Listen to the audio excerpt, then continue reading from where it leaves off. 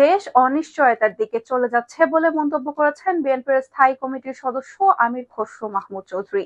রাজধানীর গুলশানের একটি হোটেলে নাগরিক প্ল্যাটফর্মের উদ্যোগে নীতি সংস্কার ও আগামীর জাতীয় বাজেট শীর্ষক এক সংলাপে তিনি এ মন্তব্য করেন।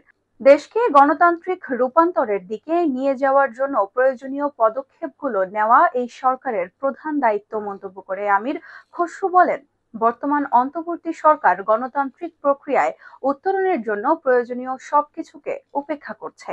এর মাধ্যমে দেশ একটা অনিশ্চয়তার দিকে চলে যাচ্ছে। এমন অবস্থায় বাজেট বলুন আর অর্থনৈতিক নীতি কিছুই কাজ করবে না। এই মুহূর্তে আমরা কোথায় যাচ্ছি, আগামী দিনে বাংলাদেশ কোথায় যাবে, এই সরকার কতদিন থাকবে, নির্বাচন কবে হবে, নির্বাচনের পরে বাংলাদেশ কোথায় যাবে, এই বিষয়গুলো সবার মনে কাজ করছে। এখানে আমরা কোনো নিশ্চয়তা দেখতে পাচ্ছি না। নির্বাচন বাদে বাকি সব অন্তর্বর্তী সরকার করছে বলেও মন্তব্য করেন তিনি। তিনি বলেন, একটি প্রশ্নবিদ্ধ জিডিপির উপরে ভিত্তি করে বাজেট তৈরি হচ্ছে। এর মাধ্যমে মূলত আমরা বিগত ফ্যাসিস্ট সরকারের বাজেটের ধারাবাহিকতা দেখতে পাচ্ছি। সেখান থেকে আলাদা করে কোনো কিছু করা হয়নি।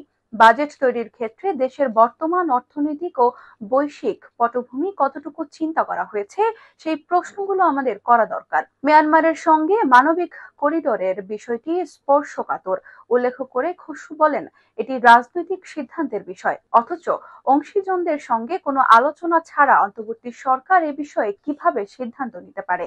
তিনি বলেন, বাংলাদেশে ব্যবসা বাণিজ্যের ক্ষেত্রে অতিমাত্রায় নিয়ন্ত্রণ রয়েছে। অন্যান্য দেশের তুলনায় বাংলাদেশের নিয়ন্ত্রণ অনেক বেশি।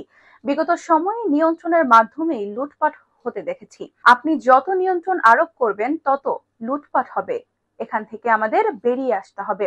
অনুষ্ঠানে প্রধান অতিথি ছিলেন প্রধান উপদেষ্টার বিশেষ সহকারী আনিসুজ্জামান চৌধুরী।